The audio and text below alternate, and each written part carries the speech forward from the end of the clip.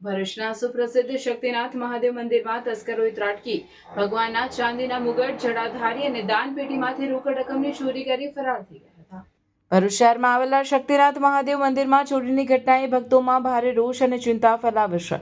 અજાણ્યા તસ્કરોએ મંદિરના ગર્ભગૃહમાં પ્રવેશ કરી ભગવાનના મુગટ, જડાધારી તેમજ દાનપેટીમાં રહેલી રોકડ રકમની ચોરી કરી ફરાર થઈ ગયા હતા. મંદિરના પૂજારી રાત્રે આશરે 10 વાગ્યે મંદિર બંધ કરીને ઘરે ગયા હતા.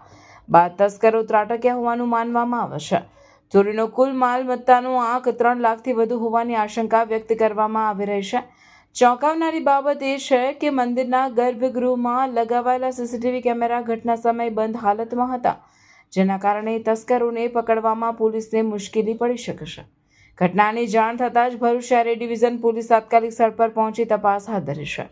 પોલીસે આસપાસના વિસ્તારોના સીસીટીવી ફૂટેજ ચકાસવાની કાર્યવાહી શરૂ કરી છે, તેમજ શંકાસ્પદ લોકોની પૂછપરછ પણ શરૂ કરવામાં આવે છે. રાત્રે આમ તો હવે 10 વાગે છેલ્લે મંદિર બંધ કર્યું ને પછી 2 વાગ્યા પછી કંઈક ચોરી થઈ છે.